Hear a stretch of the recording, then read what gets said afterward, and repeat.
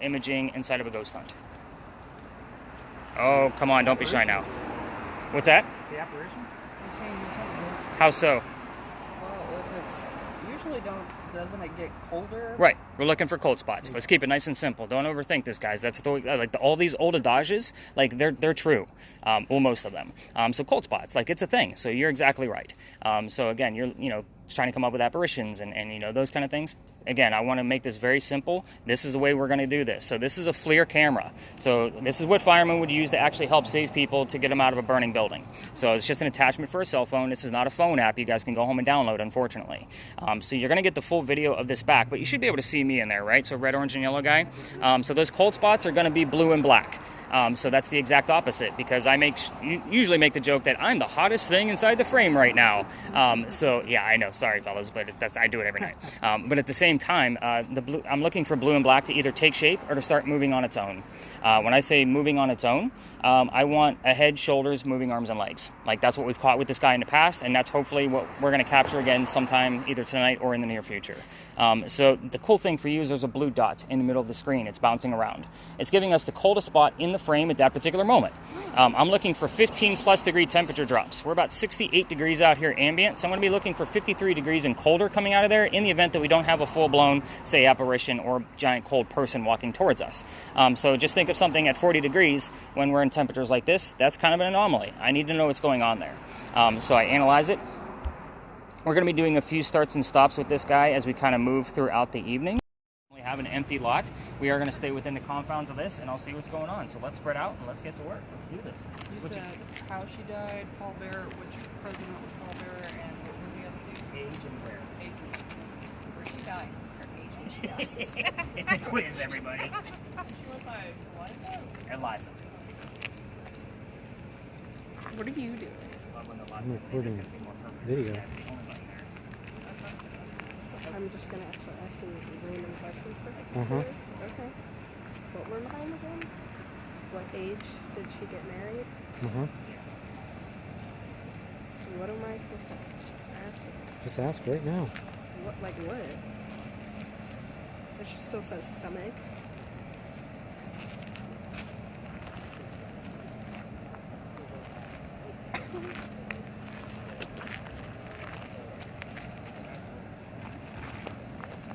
Do I just address her by her name? Fashion. Yeah, man. Don't know what Ask that questions.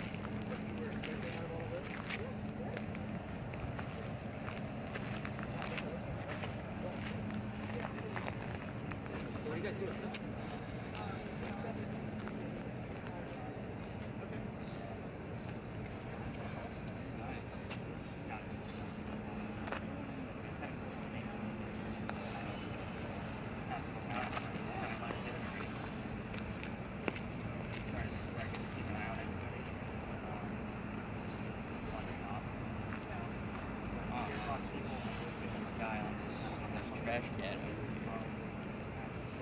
There's a guy in the trash can? Yeah, there's a guy on this trash can. I think that's a ghost or just a trash can. Well, didn't he say it went off on the sign? Yes. Yeah, It's probably just that. that is certified.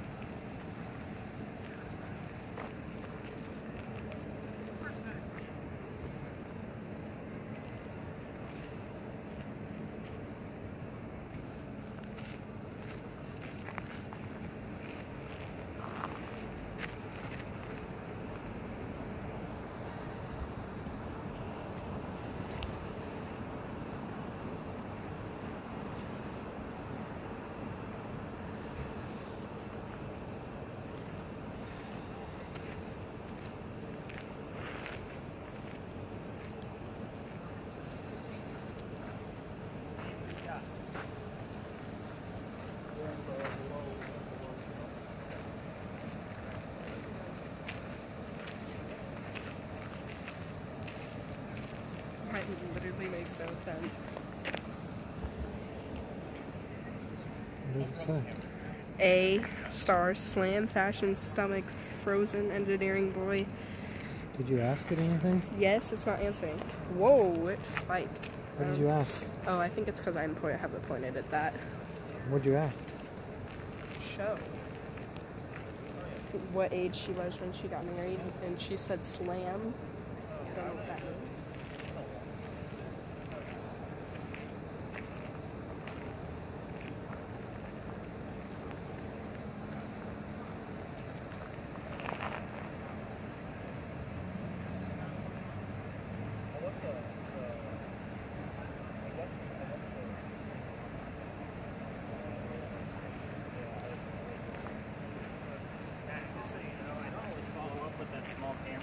Because it is small, and I put them up on YouTube, and I watch them on a computer. You guys get to watch them on your TV.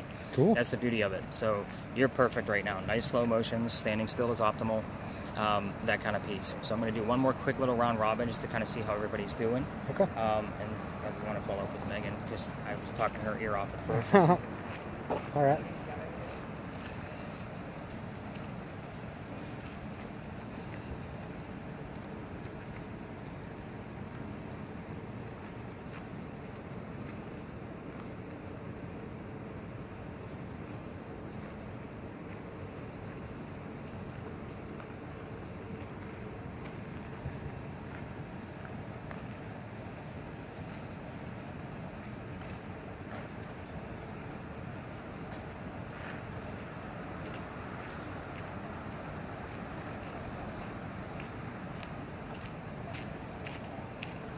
It went crazy around your thing. Cause watch. Or maybe that's because she talked a lot. I don't know. Cause look at the little green bar things. I don't know, man. They go up. I don't know what it means. I try to ask her like all the questions the guy told me to ask, and she hasn't answered any of them. What should I ask her? I don't remember what he said. I asked her how old were you when you got married? And she doesn't answer. Or it doesn't answer.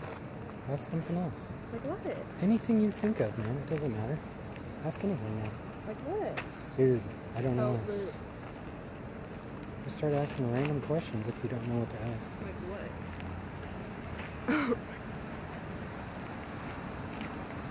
You know, you just watch TV shows. Ask whatever you want.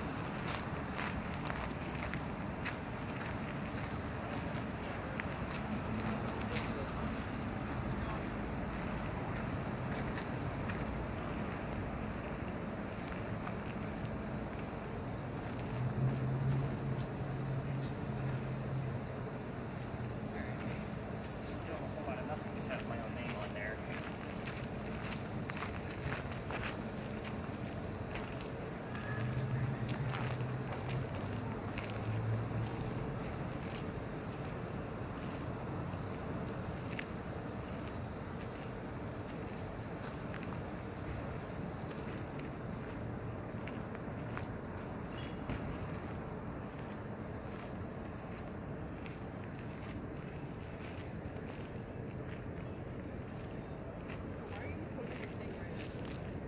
Because I'm supposed to keep a person in the camera.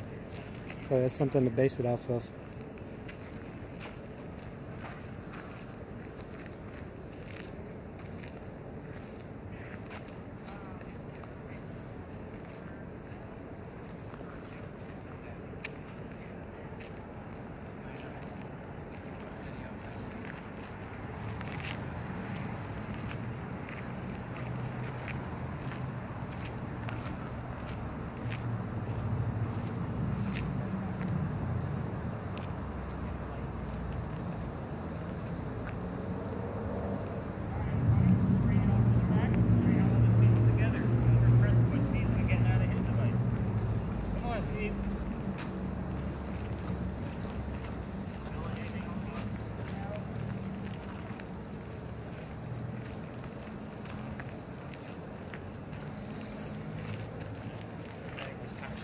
Meg, you get anything else coming out of there? Yeah, it's all indistinguishable. So All gobbledygook, as I like to call it. All right, so here's by the way, if you have a camera, you can go ahead and hit that stop button, give your hands a break. By us, we'll just kind of split the seas, and then we'll just let them cut through us. Obviously, I'll stop talking during that time. You guys get the point. So with that, every story down here is the same, but I'm going to give you the different details because you're not on a Campfire Marshmallow Ghost Tour, right? So you're actually ghost hunting. You need some of those extra details. We're going to obviously tell the history here, and then we're going to go up and around the corner after we kind of stir things up a little bit, and then hopefully you guys are going to get answers from this location and the next location from all of your spirit boxes along the way. Feel free, the Jennifers, if you want to continue listening in on your spirit boxes and you want to ignore me or just keep one earbud in. I know it's hard to do both, but you're going to get the recordings from both, so it doesn't matter. We're going to let this group pass through. Thank you. How's it going, man? Good, how are you? Good, good.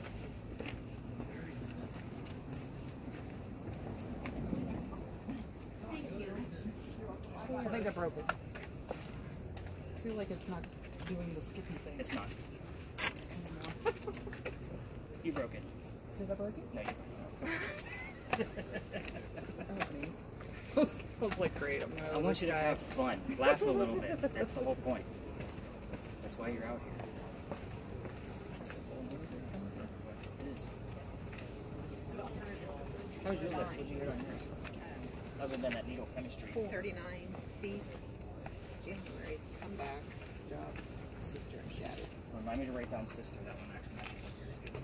All right, so here's how the story goes. So the doctor moves down here from Rhode Island. His name is Dr. Joseph Brown Ladd. That's exactly why Megan heard the word doctor. So by the way, those of you, Jennifers, if you hear the song Brown Eyed Girl while you're down here, it's not coincidence. It's part of his name. We get it all the time. Just so you know. But anyway, he moves down here because he's supposed to get married to his fiancée, Amanda. Amanda just inherited a bunch of money from her dead parents. So, is there another group coming through? It is.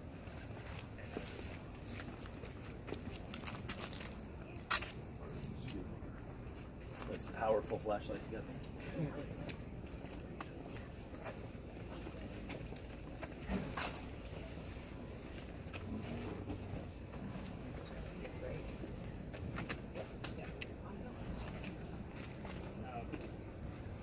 Yeah, I remember with the light that you have, when I mentioned people with epilepsy earlier, I'm one of those people. Oh. So now I have like a little bit of a weird blind spot, so if you don't mind, just not a direct hit. Yeah, yeah. Is that cool? All right, perfect. Sorry, now I'm trying to see where everybody's at. So with that said, where was I? Dr. Ladd moves down here because he's supposed to get married to his fiancée, Amanda, right? Amanda just inherited a bunch of money from her dead parents. So she has an attorney helping her out with all of this cash flow that she just received. So the attorney thinks that Dr. Ladd is just after Amanda's money. So he tells Amanda, get rid of the doctor. So Dr. Ladd moves down here to Charleston to prove that he's not after her money. So on his way into town, the coachman that brought him in set him up to be robbed and killed. It wasn't a good start to his stay in Charleston. So, by the way, guys, there's another tour coming through. This is part of the reason why I'm retiring this space after this month.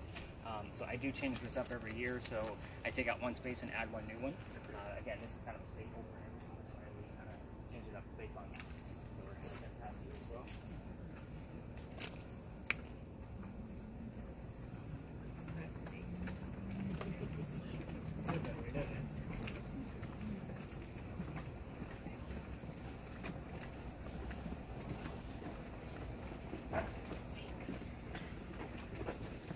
Back to this coachman.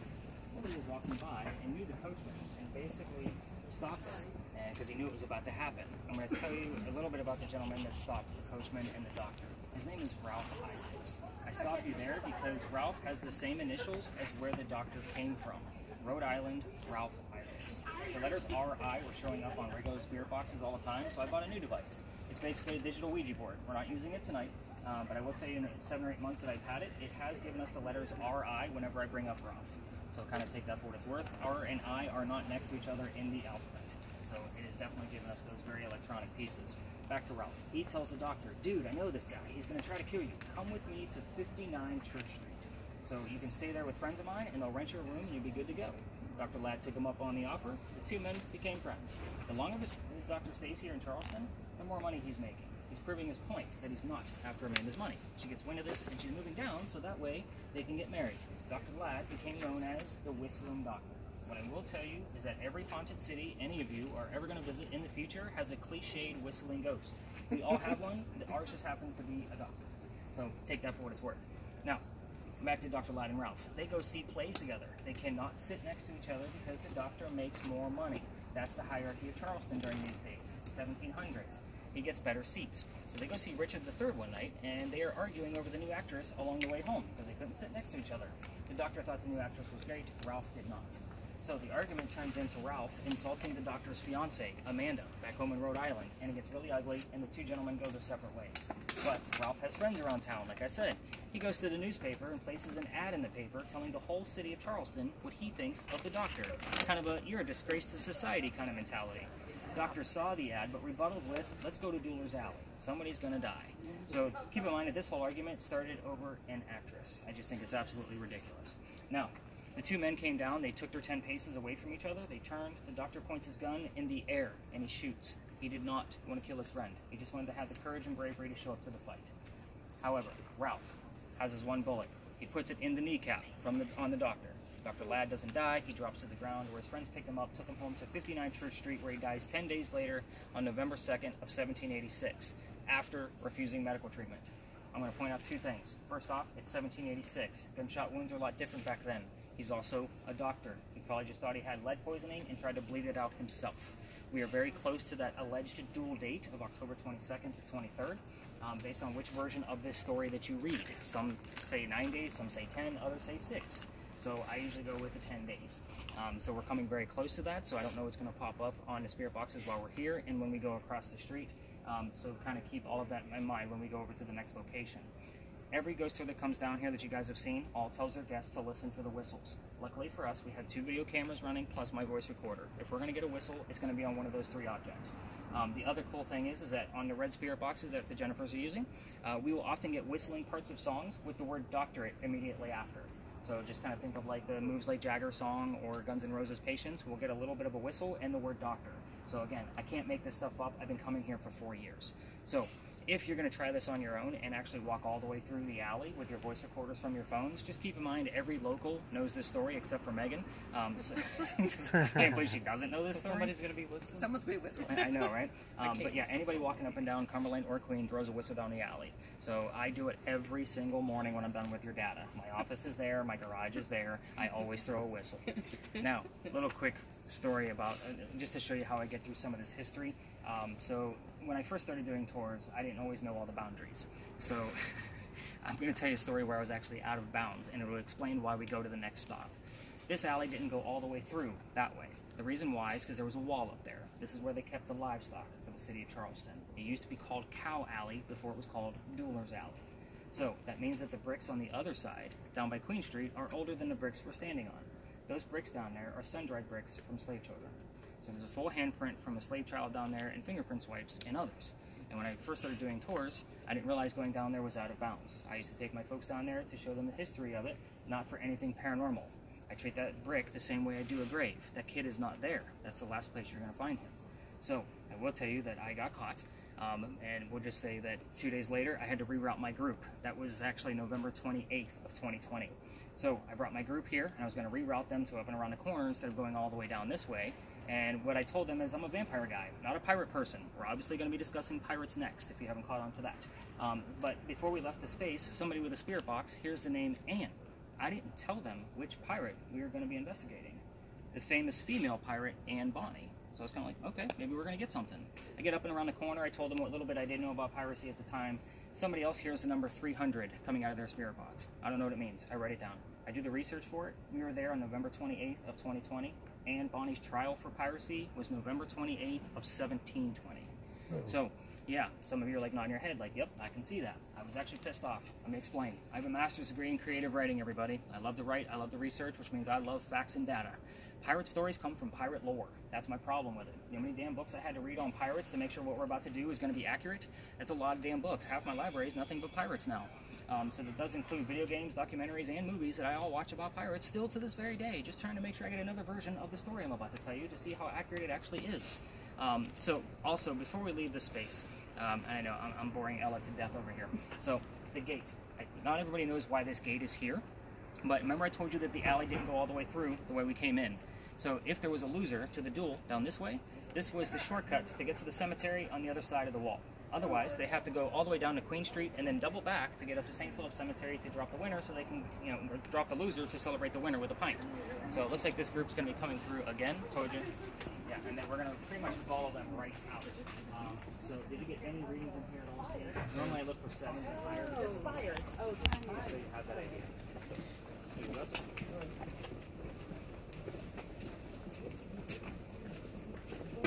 Any words that showed up on your end?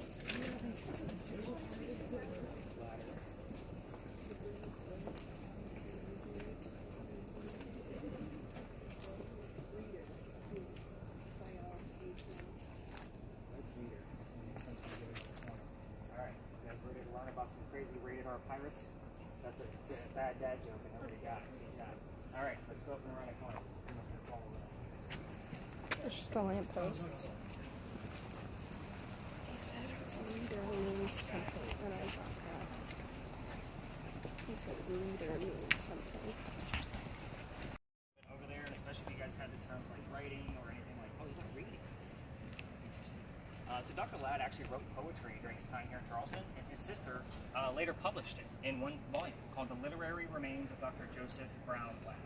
So again, we do get the term literary here a lot to kind of show like the title of that book, but the fact that she has sister on there and then the word reading, so it's kind of a weak tie, but it is still there. So I'm a little excited about it, so I'm going to say that. Steve, in this location while we're here, a 2.5 is exciting. So you're probably at flat zeros right now. So the closer you get to the corners up that way, there's 2 electrical poles and then parking meters on the other side of the bushes. It's normally about the back half over here, just so you know, so once we spread out at this location. So who asked me about the Estes method earlier? Was that you? All right, so we will be doing the Estes method at the next location, and it will be our last stop at our next location. So are you guys familiar with this? Do I need to kind of go into a little bit of a detail? Some of you look a little confused. No, I know. All right, so the Estes method is I'm basically going to take a person with a spirit box and I'm going to blindfold them and put noise-canceling headphones over top of their ears, so that way they can't hear what I'm asking. So I'm going to be talking to them as if they were our ghost. The cool thing about this whole scenario is there is something new that they've added to the Estes method. They have added VR with an AI generator. So what does that mean? Somebody else is going to be wearing a VR headset that is going to be using the magnetometer of my phone that will generate AI images that have never been seen before.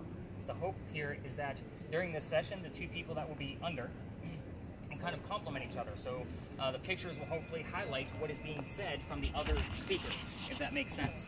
You will get all of the images back along with the Spirit Box recording based on what's going on of who's got the recording during that time. So you're going to do all of that. We're going to work together as a group. But the cool thing is those 2 people will not know the history. I seat them on a bench, and then I teach the rest of the group the history, and then we go back and talk to them. That way they're not searching for anything. Does that make sense for everybody? So if you've never seen it before, it can be, it works out really well as far as a conversation goes, or it can go really bad where it's just silly answers coming through, like what color is a banana, and we hear blue, kind of thing. So again, it just works out one way or the other. So it's a very interesting piece of ghost hunting that is being shown on TV shows more and more, and most people are doing it incorrectly. It's just crazy how they're doing things. But there is one particular show that is experimenting with it called Kindred Spirits. So they've been actually doing it from different sides of the room. Like they will go to different parts of a house and try it that way, see if it actually works out. What I like to do is just make sure that the 2 people that are going to be under don't know the history at all of who we're trying to hunt down. That's what makes things so interesting, because sometimes somebody else may slip through. It's a very interesting experiment. So why are we here? Let's go ahead and put you on mute, Meg. We're here because of the Gunpowder magazine. We're back here because all the other tours like to cut through here, and we've already had enough interruption from them, right, Matt? So they like to come in through that gate and then go out over there. They may do a brief stop at the Powder magazine. We're going to be looking at it in a much different light. Those are not crosses on that building. Those are earthquake bolts. If you're not familiar with those from any other tour at Charleston, which seems like Jennifer and Steve are, they both nodded their head right away. They're basically turnbuckles. In the event we have another earthquake like what we did in 1886, you can turn the turnbuckles and it tightens the building so it doesn't incur any further damage. So it's a great idea, it just doesn't work. They're all over town in the form of lion heads and pineapples and all kinds of Charleston charm. You guys have been seeing it all over the place. The apartment building behind it also has earthquake bolts. They're in every single floor on all 4 sides of the building. So that means they actually crisscross underneath the floorboards in that house. It's a very interesting piece. Part of the reason why I bring this up is because the big crosses you see, that's the first set of earthquake bolts that Charleston ever put in. The reason why is because that's the oldest government building in South Carolina. It was finished in 1713. We're here because this building was being constructed at the same time that Anne Bonny was coming here to start her new life. This is what I call a familiar. So kind of like I had that bleed over piece, a familiar. You guys watch the TV shows, you've seen the Boo Buddy, right? The little teddy bear with the little blinky light K2 meter in there. They use that so that way they're trying to attract a child ghost because he would recognize it as a toy. Same principle here. We do not have many buildings at this same time era. Obviously this is the oldest government building, so kind of keep that in mind. We're here on a big roll of the dice that Anne Bonny's going to be here at the same time we are because she would recognize the building. So, last night was really weak in this space. Fingers crossed they won't be tonight. So, here's how the story goes. The building took 10 years to build. Does that sound like a government? Small building? 10 years? I'll let you guys laugh for a minute. Now, our history begins right in the middle of that construction. 1708. Try to follow me. There's a few twists here. I will slow down on the twist, and I'm going to take a drink of water because you guys are definitely making me talk tonight. Wow, you guys are like a quiet group. You guys nervous because of them or something? No, we're spellbound. I'll take that. So normally when it's a quiet group, it's like normally at the end of the night I get the Nick, you suck because now you ruined ghost tours for me. I'm like, oh shit. That happens all the time, believe it or not. So anyway, back to 1708. The young lady moves here from Ireland. Her name is Anne Cormac. She moves here with her father and his mistress. The mistress is Anne's mother. Are you with me so far? Okay, the three of them are running away from her father's angry wife. How mad was that wife that she kicked him out of the damn country by boat? There's no airplanes yet, fellas, so be nice to your ladies. They'll kick you all the way up to Canada. Now, with that, they land in Georgetown. If you're not familiar with the coast, that's between us and Myrtle Beach. So it's about 45 minutes to an hour from here. Dad bought a plantation when he was up there, but Mom dies pretty quickly. So that means Dad is now sending young Anne down here to Charlestown to sell things from the plantation to help keep things afloat. Anne back home in Ireland was kind of a badass even back then. They say when she was only 7, 8, 9 years old back in Ireland that she killed a servant with a knife to the belly. So we get the words servant, knife, and belly all the time where the other three people don't know what's going on. So I've seen it dozens of times and coming here a long time. Anyway, back to Anne. Fast forward, the building's done in 13, but by 1715, pirates are starting to come through Charlestown. Anne is stoked. Why? She's going to fall in love with one of these gents so she can earn her freedom, just like a man. It's a man's world during this time. So, the first guy she falls in love with, and yes, I said first, because there's a handful, that's what makes the story so damn interesting, and we're going to cover them all. The first guy is James Bonny. You already see where this one's going. So, Dad didn't approve because he's a filthy pirate. They ran away to Jamaica. They got married. Anne Cormac became Anne Bonny. That's where the pirate name came from. However, when they get down there, she realizes her new husband is not Captain Jack Sparrow, like what she was hoping for. This guy, he turns out to be a privateer, which means he's a spy for the British. He's a coward. This isn't who she wants. She falls in love again a few years later. Guy number 2, John Rackham. Everybody calls this guy Calico Jack. This is the guy they based your Johnny Depp character off of, in case you were wondering who we're talking about. So this is the actual real, Captain Jack Sparrow. He has his own ship, he has his own crew. You can't put a female on a pirate ship. Anybody know why? Keep it family friendly? There's teenagers here. Yes, it's bad luck. Thank you. So normally if I see the wheel spinning, I don't even throw that question out there. So anyway, Jack makes a deal with her. If she wants to be part of the crew, she's got to dress like the crew, which means she has to hide her gender. She's okay with this because Dad used to cross-dress her as a boy apprentice back home in Ireland to hide her from his wife. She gets it. It's a man's world. But let's all put 2 and 2 together. She's a female in his quarters. She's eventually going to get pregnant. You cannot have a pregnant pirate dude on the crew. Somebody's going to figure it out. Yeah, somebody's going to figure it out. And then there's a democracy on every ship, so they'll get rid of Jack. They'll just vote him off. So before she starts to show her pregnancy, they drop her off in Cuba. Go have the baby here, come back later, we'll figure it out when you get back. She goes and has that baby, but returns without a child. We have no idea what happened to the child. No amount of my books, research, documentaries has ever told me what happened to that baby. The significant part of the story is that she comes back dressed as a female. This makes Jack pretty angry. Why? Because now everybody's going to know he let a girl on the ship. What she's going to do to make him even more mad is go flirting with the pirate crew that he just captured. They're down below deck. Guy number 3. Guy number 3 turns out to be a female, dressed like a guy, to be part of the crew that Calico Jack just captured. So now we have 2 females on the same ship trying to be pirates. Her name, Mary Read. You had the word reading earlier, but when we had that other clue, I kind of attached it to that. It's just based on the whole writing thing from Dr. Ladd. But Mary Read went by Mark Read to become a pirate. So it kind of shows you how she became a pirate. Her and Mary became friends, possibly lovers. We never know for sure because of the time frame, and it's pirate lore. But the British find out where they are. They send a fleet of ships to come take down one pirate ship. Rumor is that Anne and Mary were the only two pirates not drunk enough to come up and fight with one bullet flintlocks. So obviously 2 ladies with 1 bullet guns are not going to take on a whole fleet of ships. They get arrested. As they're being arrested, Anne looks at her captain in bow, Calico Jack. She says, "I'm so sorry to see you here, but if you would have fought like a man, you wouldn't be hanged like a dog." The word dog shows up a lot on your communications. The judge, he wants to see the 2 quote-unquote men that fought back so valiantly. He's already tried it on Calico Jack and the drunk pirates that wouldn't fight. They're dead and gone. So the 2 ladies go in front. They reveal their gender, hoping to save themselves. The judge does not give a shit that they are female. They are still pirates. So he is still going to hang them. So they scream out, "We plead our bellies," meaning they're claiming to be pregnant. You can't hang a pregnant woman in 1720. It's illegal. He delays the hanging, sends them both back to jail. Dad is up here in South Carolina with all of his Irish money. He bails out Anne and brings her home. She remarries. That's husband number 2, but guy number 4, because we're going to count Mary. We don't really know. She has 4 kids, dies at the age of 84. Very abrupt ending, because we don't know much about her after her prior career. It's all for speculation. So there's so many versions of that. That's another 30-minute story. Mary Read died 5 months later in that Jamaican jail from whatever pirates died from in a Jamaican jail. Use your imagination. Most books will tell you that it was something simple like fever. I'm going to say let's make it romantic and call it scurvy. Why the hell not? So here's what I left out. I'm not going to assign questions here because it seems like you guys all know what you're doing. And this is not a prominent English woman where I need you guys to tiptoe around her. Kick Anne in the shins. Get your damn answers. Here's what I left out. The name of Anne Bonny's parents. So that's the father and the mistress. So I did not tell you what those were on purpose. I also didn't tell you the name of Calico Jack's ship that Anne joined. The city where she grew up in Ireland, and the color of her hair, which most of us can probably speculate that she had red hair, and you'd be correct. So I normally throw that to a person with a spirit box that's been struggling. Nobody has really been struggling here yet. You heard a 3-syllable word here, a 4-syllable. So Alabama that she got out of that thing. So she definitely heard something. We're going to spread out in here. We're going to have a great time. I'm going to be bouncing around like I did before. And once things slow down, we'll see what goes on. Who's got the SLS now? So this ivy wall is not your friend.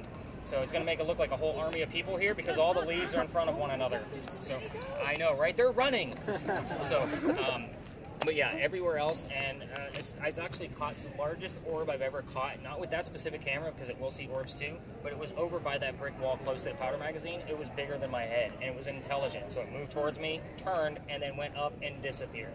So take all that for what it is. So that's a really good spot for you, but not for Steve because there's an electrical pole over there. So you guys get the point. Let's spread out. Let's have a good time. Let's do this.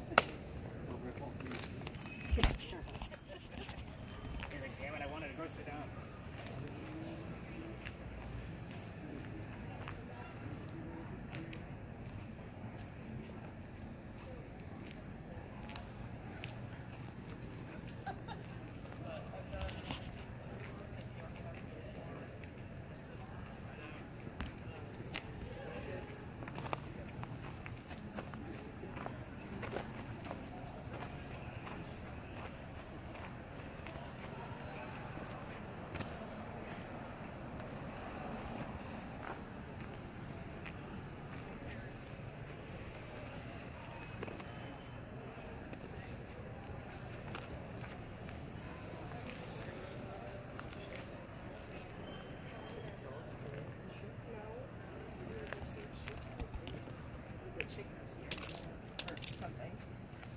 What was her name? Yene Ghost yet? What was that guy's The name? building is a person. What was that guy's name? Huh? That one guy that she was on the boat with? Oh yes, that one guy. Oh, you know that guy? That one guy? You gotta be more specific. Try to keep a person in it now. That way it has like a base reference. I'll just like stick my hand in the frame if I don't have a person. That's good enough, right? I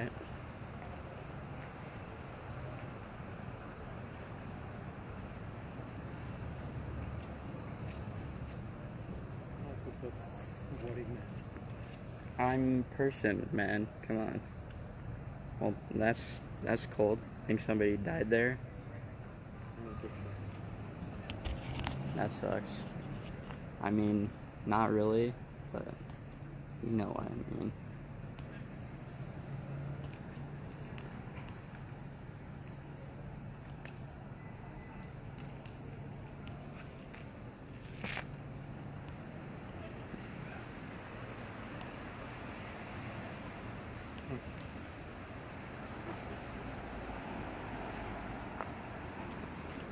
Any ghosts? He likes picking up shadows,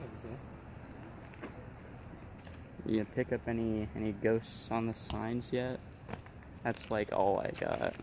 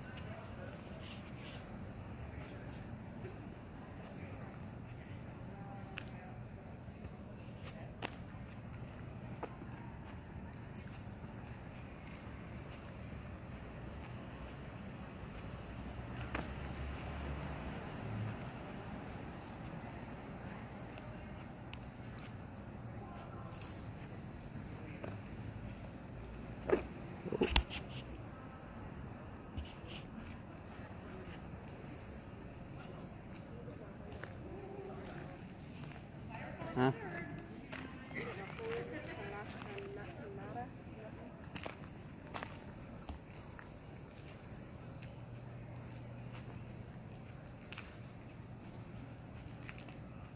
You get anything, Dad? You don't have to answer questions. I am. Not me. Her ship was. What year she died.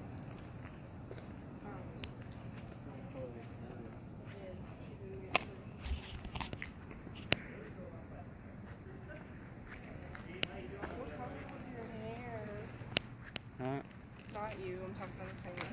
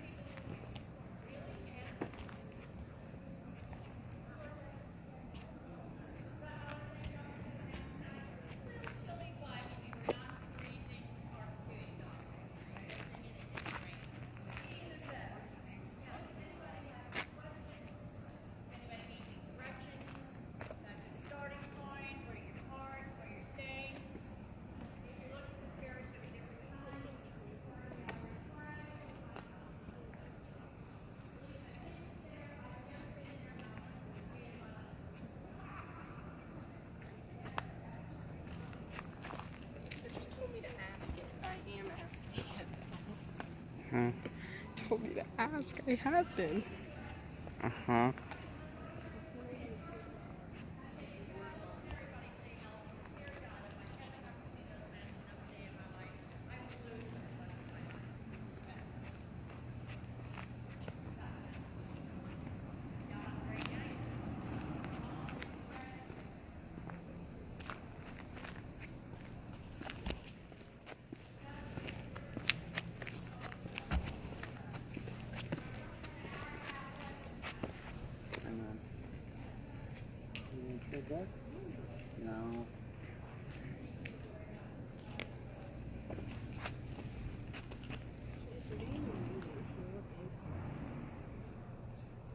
whole lot of nothing.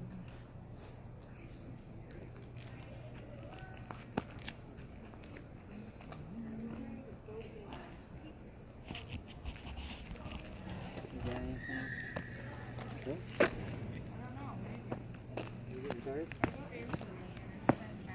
A little bit.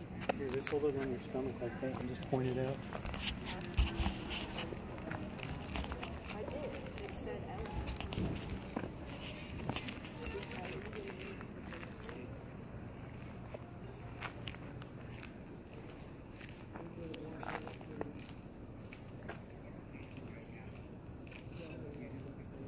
It would be wild if you just seemed like a stick figure where there wasn't a person just chilling and tooling along. You know, I thought I saw something at the first place, like by a tree. I thought I saw there was like a stick figure. I thought it had its like arm See? up. That's picking up the tree. Yeah, Looks cool, but it's just the tree. it looked like it was like waving, and then I like got closer, and the light turned on, and it Look went at the away. stick figure in the tree, Ella. Oh, there's one up there too. They said you're not supposed to. I know, look, it's cool though. Wow, cool ghost. I'm gonna ask you again. What was the name of the boat you were on?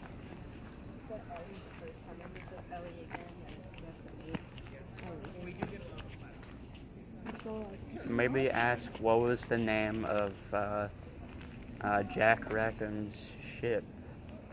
What was the name of Jack Rackham's Is ship? that a real person? What? What?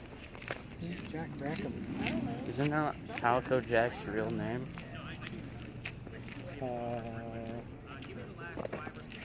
People who just want to be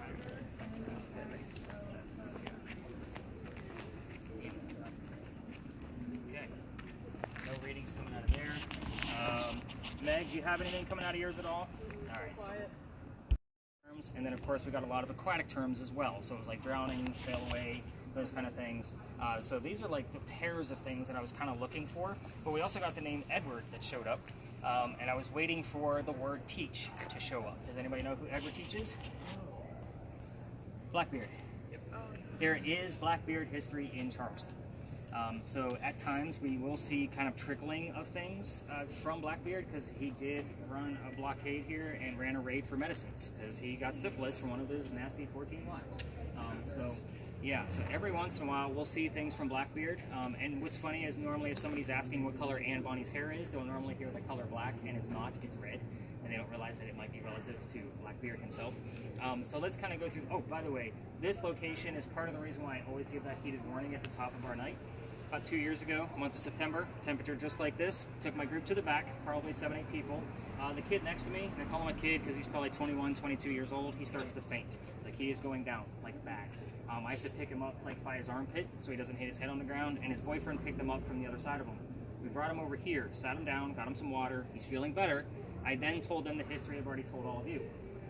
This used to be the last stop. So I told everybody, all right, let's spread out. They could go across the street, they can go anywhere they wanted to go have a blast at the last location. However, these two guys pull me aside. Tell me, Nick, we gotta tell you, we are 2 transgender males. I had 2 females dressed like males, just like Anne and Mary in the story on the tour. It was understood, but still unexplainable. This is the weird stuff that I see, why I give those heated warnings. A lot of times if I know we have a psychic in the group, I make sure they don't get a spirit box that goes in their ear. Too many pieces of communication. It's just not going to jive well at all.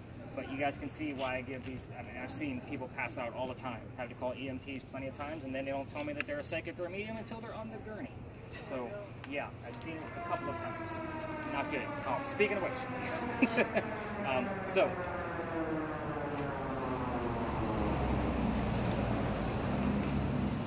just slowing down because we're at an intersection. So let's cover the answers here, and then I'll talk a little bit more about that Estes method, and then we'll go up to Washington Park, where we're going to blindfold some people and show you how that goes down. This is one of the few pictures of Anne Bonny that you can actually find of her with a shirt on. The reason why is because she used to bare a breast to show men that they were just killed by a woman. Remember, she's dressed in male pirate garb. So this was a lot of people chuckle at that, but again, I get teenage boys. I don't need angry moms. So you guys are getting my point. The names of her parents, William Cormack, Mary Brennan. So we did get the name Mary when we did ask for the name Mary specifically.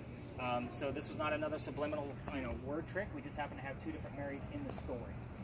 So that kind of gives you an idea. Now, Mary Brennan, by the way, was a servant for the Cormac family. Now you can all speculate and guess right how Dad met Mom. So again, she was the servant.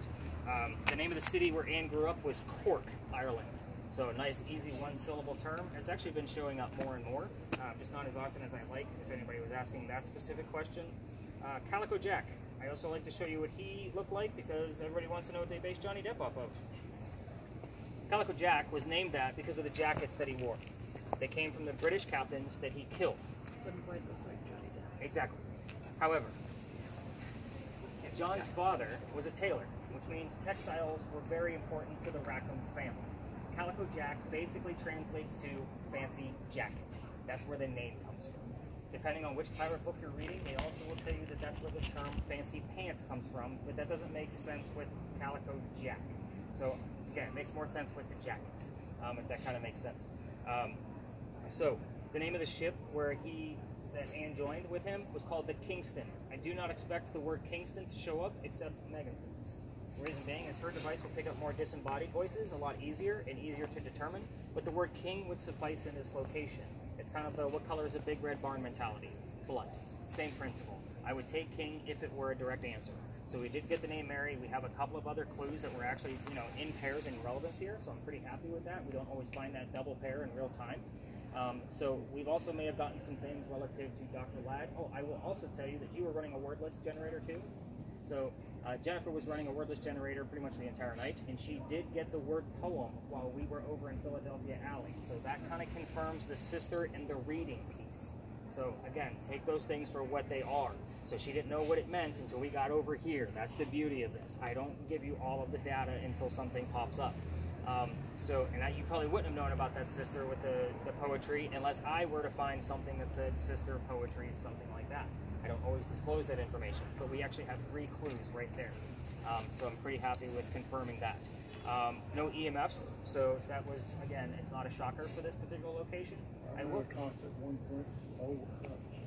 Constant, like it's just staying steady right there. Yeah, that's probably just bleed from the post. Now where we're going, Steve, we've seen it go in triple digits there, but we've also had many a nights where it was zeros there as well. But I have seen spikes where it's gone 80, 100, 120. I think the highest I've seen there was 167. That was almost a year ago. So have you guys ever seen AI actually generate an image before? Is anybody familiar with AI? Okay, so I'll do a quick demo on that just so you kind of know what we're going to be expecting when we get to the next location. But just keep in mind of like how this actually works. Now I use Bing on a regular daily basis to create social media posts for me, and I use AI imagery so that way all of my posts are completely original. And what I do is I just slap my logo on there, and next thing you know, I own the photograph, which means I get to do whatever I want to with that image. So that's the beauty of AI and creating AI imagery. So I'm going to speak into my phone, giving it very specific directions on what I want it to create. But when we go over there, what Jennifer's going to be seeing is using the magnetometer of my phone and translating that into almost like a ghost whisper to tell us what we need to see from that ghost, if that makes sense. So it's basically using the EMF like Steve, but it's translating it into an image is how it's going to work. So just to kind of give you a gist of how this is going to work. Create a fantasy art image of a tall church steeple with a tree in front of it and 8 people looking up at it at night with a full moon. I try to be as specific as possible so you guys get to see the different elements of how this actually works. She says, I'll try to create that, and then she will give me 4 options, and then I will get to choose whatever best option that I feel will fit my social media post. But I always tell it what type of art I want it to see, because I use comic book style and all kinds of other things, but it'll give me 4 fantasy art styles. So let me click on one and I'll scroll through them so you guys can kind of get a gist. So it gives me all the people, full moon, church, tree. You guys are getting the point. So all of the elements are there. It's just giving me different styles. So I use this every single day, just like that. Sometimes I type it in if I'm watching TV or I'm disturbing the wife, because all I'm doing is on social media all the time. I've even used AI imagery because I do have a TikTok account where I tell stories. So I will create a doctor from the 1780s pointing his gun in the air on a cobblestone street to tell my part of the story during that particular Dr. Ladd story. I do this stuff all the time. So when this came about, I was super stoked. I could not wait to try this out. And we've only been doing year-end on the VR piece for, I would say 3 or 4 months at this point. And of course, I measure all the results. So the blindfold part is about 30 to 35% accurate. Yours is 40 to 45% accurate. So it's actually more accurate than what Jennifer's going to be telling us on this end. Man, you guys are like creepily quiet sometimes. So I know the word spellbound comes up, but like I'm excited because of all of the double phrasing that we have. And, you know, obviously you had a direct answer. Like, you know, what was your mother's name? We got to marry. Like, I'm excited about that. So when we get up there, obviously we're going to be doing about 2.5 blocks. Gents with the cameras, we're going to be passing by Circular Church Graveyard. If you want to get footage, there is said to be a Civil War ghost in there. I've never caught him. I'm just not going to lose pace because it is 2.5 blocks away. Just so you guys have that idea. Steve, you got the gist. Ignore your readings until we get inside the park. And I think that about covers everybody else. So definitely listen in on your spirit boxes along the way, and we'll see what we can capture. You guys ready to go blindfold some kids? Let's do this? All right, let's do it. Yeah.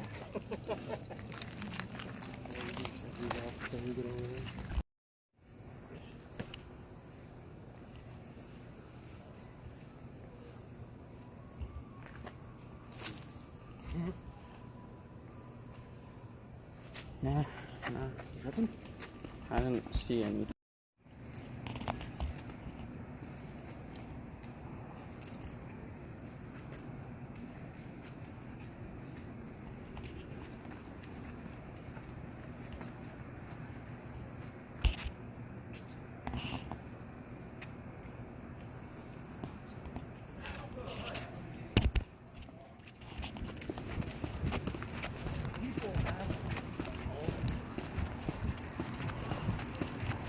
Say, hey, does anybody get buried in the old graveyard?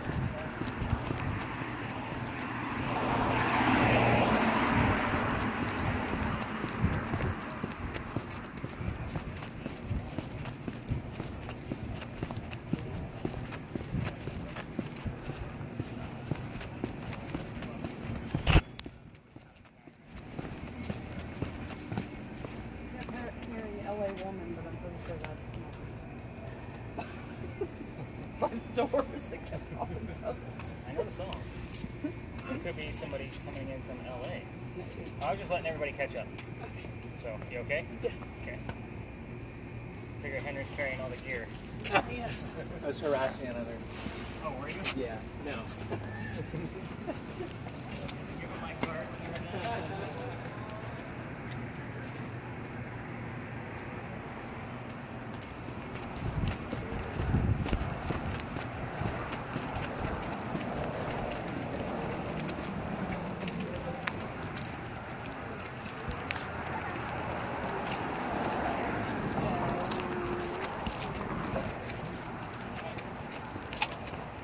They were closed. You can go tomorrow.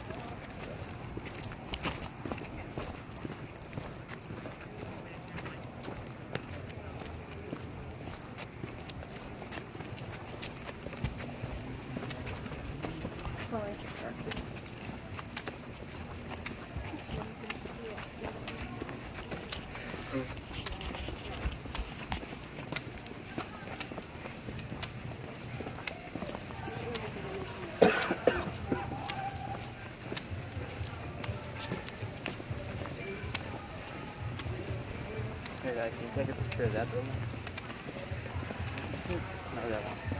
Yeah.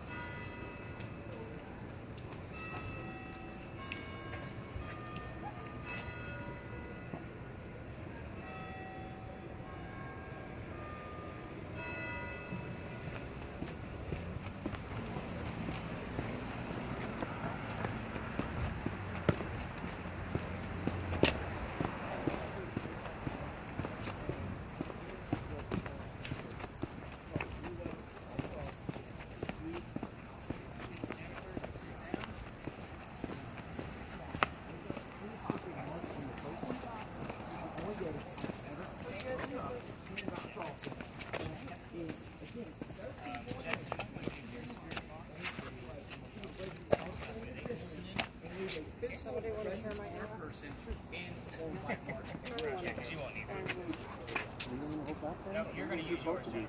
Oh, this one almost Hey, I'm gonna hold this one then.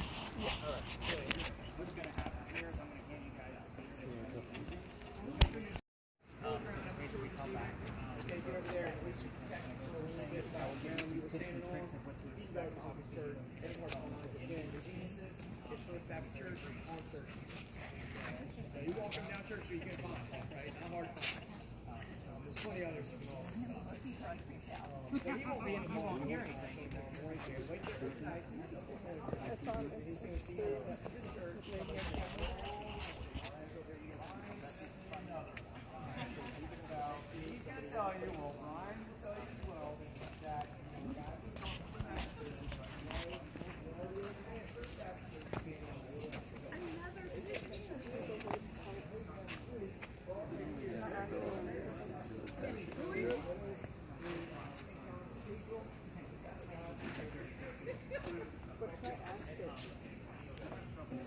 You didn't tell us what to ask.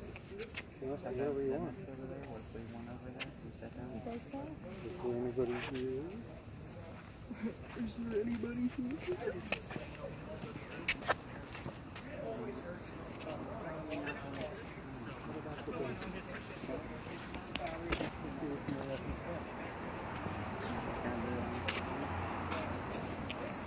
I was just wondering who the spirit box went to. All right, guys, let's gather around. This will be a quick 5 minutes, and then we're going to go talk to this gen over there. So here's how this goes. Looks like Henry's going to stay over there.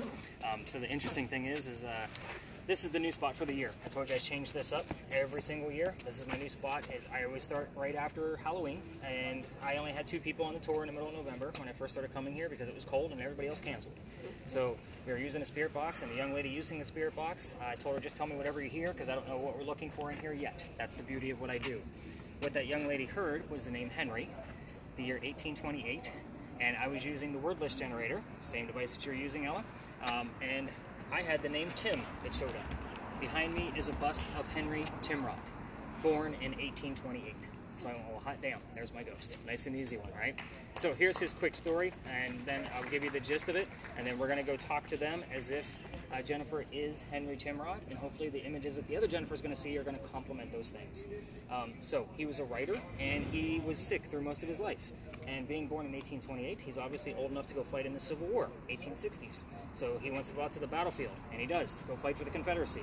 But his comrades realized once he got out there he was too sick to fight. They sent him home, knowing he was a writer, telling him to go be the voice of the war.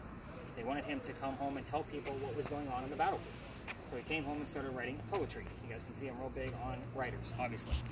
So with that, he became known as the Laureate of the Confederacy. That's a pretty prestigious title for those of you unfamiliar with that title.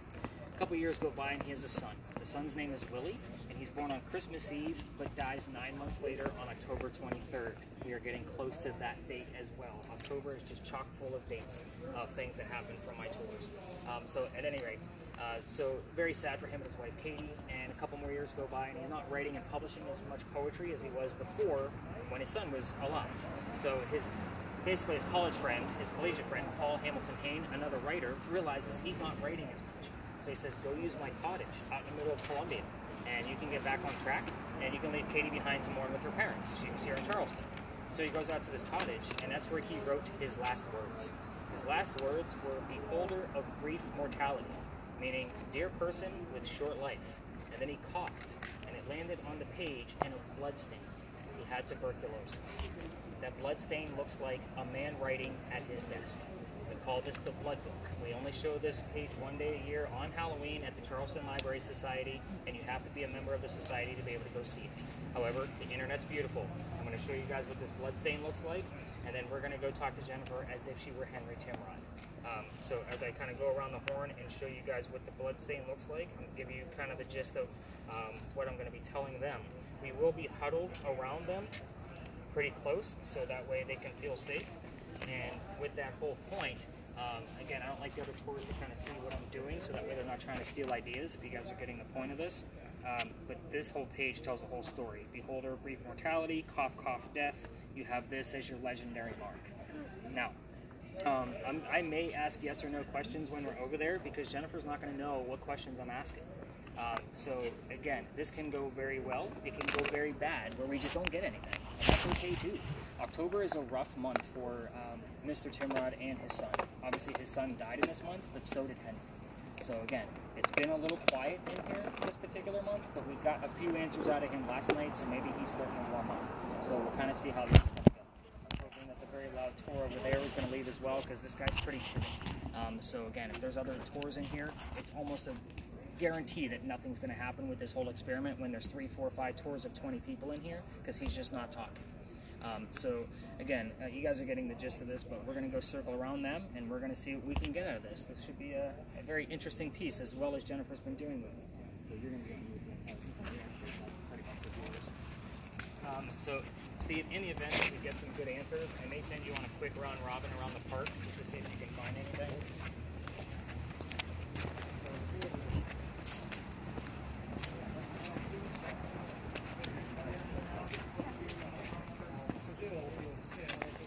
I know her name now.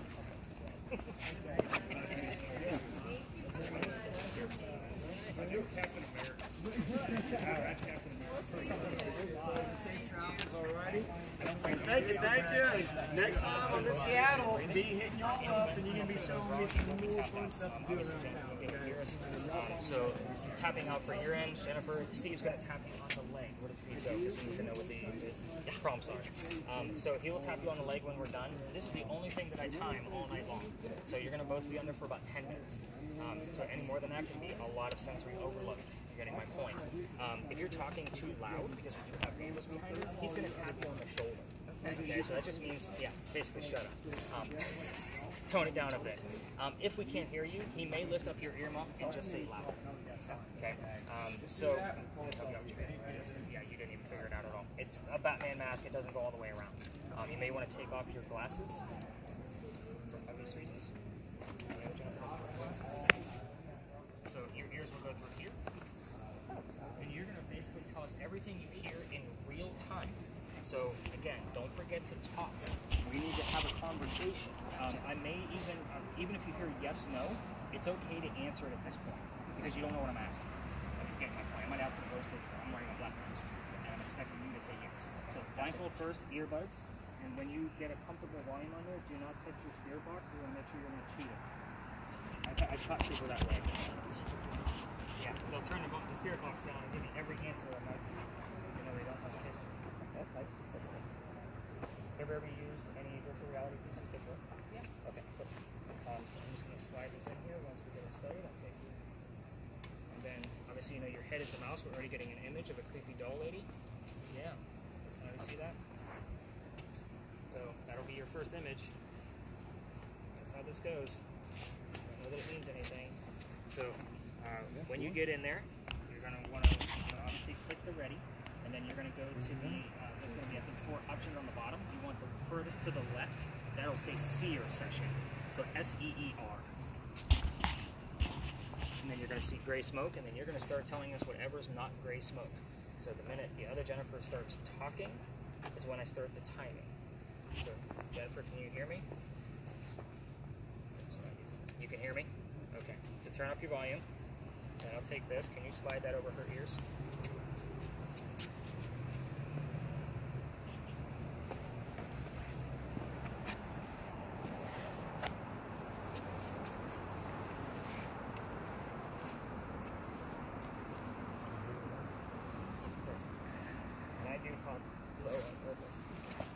Visual, Jennifer, can you you got all this set up?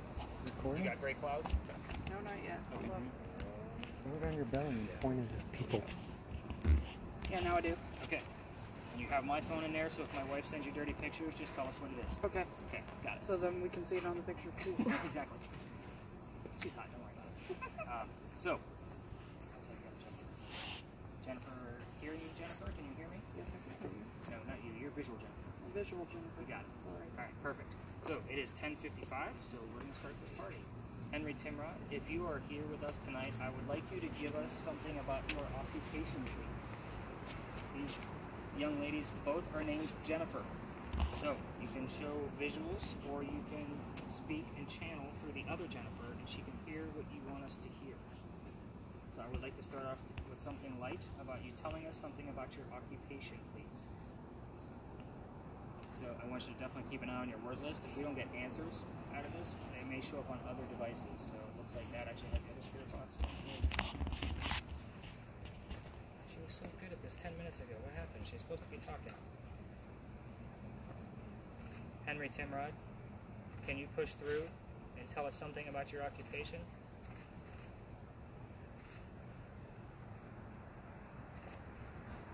Lift her earmuff up and let her know she's supposed to be talking, please. If you hear something on your earphone, you're supposed to be talking. Huh? If you're hearing something through the earphone, you're supposed to be talking. Okay. You're not talking. You need to talk. Tourniquet? There we go. Now did you need a tourniquet, Henry? That's a yes/no question. I don't know anything about you needing a tourniquet. Are you trying to teach me something? Did you need one of those things? Henry, we have somebody else here named Henry tonight. He's like, damn it, don't point me out. Henry, I'm still going after your occupation. Can you show us something? One of the tools you had to use? Upstairs. Are you telling us about the day of your death? Were you upstairs?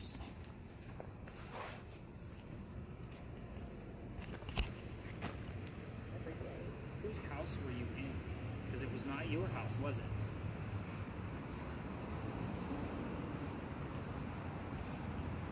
Well, I remember that person's house when they called.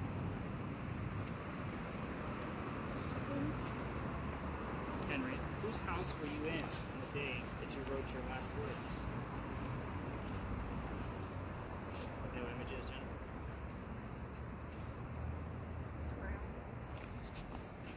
See a girl standing in the hallway with her eyes covered while she's going to go. Okay. How young of a girl? I would say she was maybe 8. And do you know a time period based on that image? The way she's dressed, she's got dressed with a white collar and her hair's pulled back in a bun. So 1800s, late? Yeah, I would say that. I don't know who the Now girl it's is. gone. Henry, we don't know who the young lady is in the image, but I'm still going to focus on whose house you were in on the day of your death. I know that was just a few weeks ago. If you could tell us his name, I'd be entirely grateful. 2. Trade back. Henry, I'm trying not to be too forward about what month we're in and the things that we occurred. But if you want to give us something relevant to your death itself, we'll take the date, how you died, what you were doing when you died.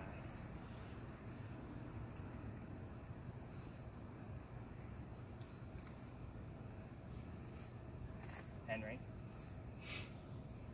I get Henry, but he keeps looking at me. What does he keep going? Henry, is somebody else here with you?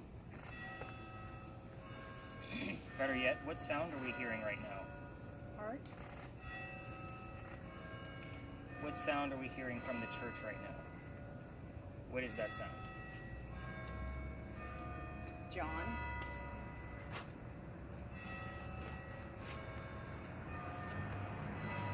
I don't know who John is. But I would like for somebody, whoever's here, to tell me what sound we just heard out of the church.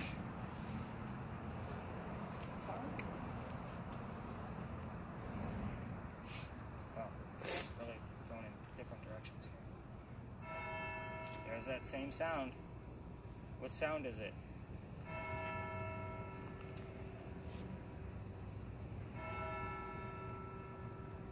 Matt, you hearing anything on there?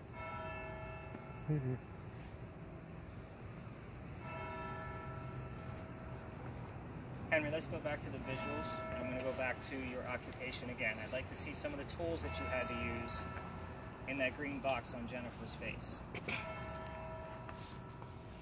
If you can show us some of the tools that you had to use, or maybe a final product, I would take that as a definitive answer as well. Alright. I have a creepy ass lady laying down with her arm like this. She looks like she's probably nude. And she's got a really creepy like smirk on her face. Her eyes are closed. Time era? Can't really tell. 2000? Her hair's it's just straight, and she has no clothes on, but it only goes to like this part of her body, so I can't really tell anything. So it's not a nudie pic for my wife. No, no, I don't think so. Not unless she's a creepy looking lady. Sorry. Yeah, she's thin and stuff like that. Okay. Henry, we don't know who these folks are. If you can give us any clarification, or if you're not Henry and you would love to give us your first name, I will gladly take it. So that's Ella over there in the corner using another green box. You just have to talk to it and tell us your name if you don't want to speak through Jennifer. Fine. Lady?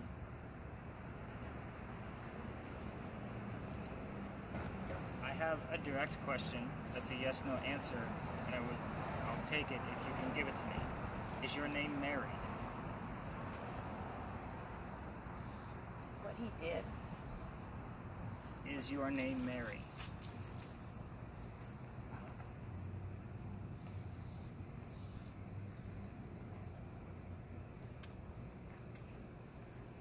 Word? Now we get something relevant to Henry when I'm not asking those questions. Henry, or whoever's here, we're going to about 2 minutes for you to be able to answer or prove any kind of presence that you're here. If you're Mary, I would like to hear your name. If you are Henry, you can give us something else word related.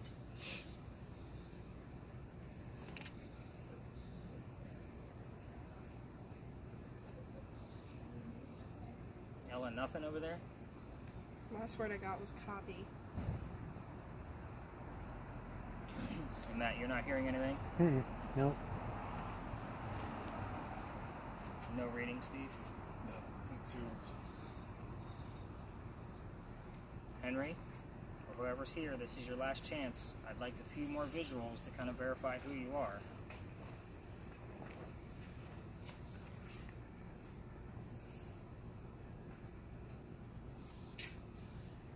Oh, Jennifer's Actor. just chilling. Actor.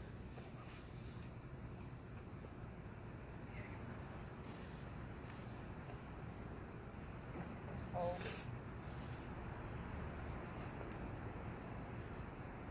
Whoever this is, Money? can you give us a visual? I would like to have more visuals to decipher. I got the name Isaac.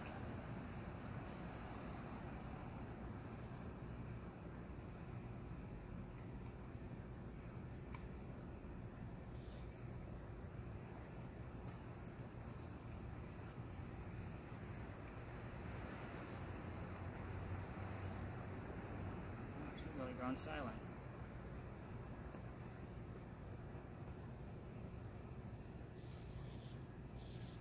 Henry, we're going to say goodnight. Can you say goodnight back to us?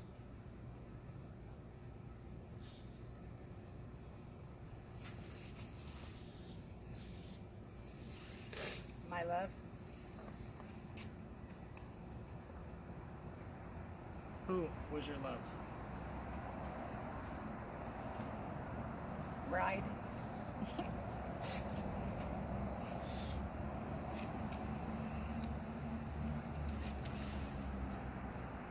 We're going to say goodnight.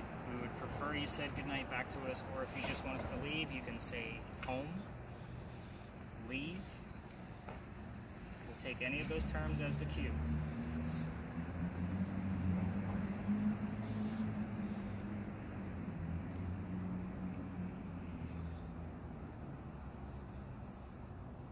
Going once, twice. Alright, Steve, let's tap her out. Visual, Jennifer, go ahead and rip that thing off your face. Man. You were quiet. Yeah. Take that from you. Let's see these visuals that you have. So, don't get up just yet. This can be a little disorienting. So, I don't need you guys being baby giraffes falling on the ground. So, just so you know, this was really, really light. Like, I'm going to call this completely unsuccessful. So, the rest of you heard me asking about a Mary name. So next year's space that I'm starting investigating, starting next month, is an unsolved murder mystery of Mary Ravenel. That murder actually occurred 2 blocks this way, but it is out of bounds for tourists to be in. So I'm going to have to find out where that connection is. And I'm still wondering, I'm still getting like odd clues during some of these sessions about Mary. So that's why I was wondering about the visual piece that you saw about the woman on the, laying on her side, that kind of thing, because she was shot, and nobody knew she was shot until after her death, because it went in up and underneath the rib, like her armpit, and nobody knew what was causing the bleeding. she had her arm like that. Yeah, that's what made me think of it. That's why I asked if, our ghost was Mary. So that's why I kind of went straight into that. So let's see these visuals that you did have. So we started off here. So this creepy doll thing, right? So this is what was being generated as I was putting it into the headset. So I don't know that. Why does it keep going into that? I don't know. She probably didn't even get a chance to see that. So this guy. Yeah, oh yeah, I did see that right whenever but I didn't really know how to describe that. I thought maybe it was Zoom like in a little bit. We almost have like a little transformer robot guy, like in the middle of the desert. It's kind of weird. I have no explanation for this whatsoever. Yeah. Oh wow. I'm zoomed in on this photo just so you guys can kind of get a gist of like this is a creepy little girl in a doorway playing peekaboo. Oh my goodness. So That's I don't know who creepy. this is. But again, I don't generate the images and I've never seen these before. This is interesting. This is where I think that Mary Ravenel piece might be coming into play. There's no time era that I can identify. So it's very odd. So you can kind of get the gist of like how I look at some of these things. So I'll see if there's anything else relevant to Mary when I'm going through the spot check of the recording. And that was your last image. Yeah. So not very many images, but at the same time, we might actually have enough based on what was missed in real time. So I did ask for a time era out of this, Jennifer, and you said 2000, like right away. That was like the only direct response, but that none of the ghosts that we're looking for here deal with the 2000s. So at this point, I have to dub it unsuccessful because of the real-time occurrence. There is a button next to your volume, so click it the opposite way, so that way we can stop the recording. Couple of things. So we didn't get any readings on this whatsoever. I'll take this. So at this point, I am going to send Steve on a quick round robin just to see if he gets any readings out of this while I collect your guys' devices. By the way, did you guys all notice that most of your devices have giant QR codes on them? That's my business card. If you want my contact info, you tap it with your phone if you're Android, or you scan it if you're Apple. I don't do paper business cards because you guys just throw them away. That puts all of my socials in there, website, all of that.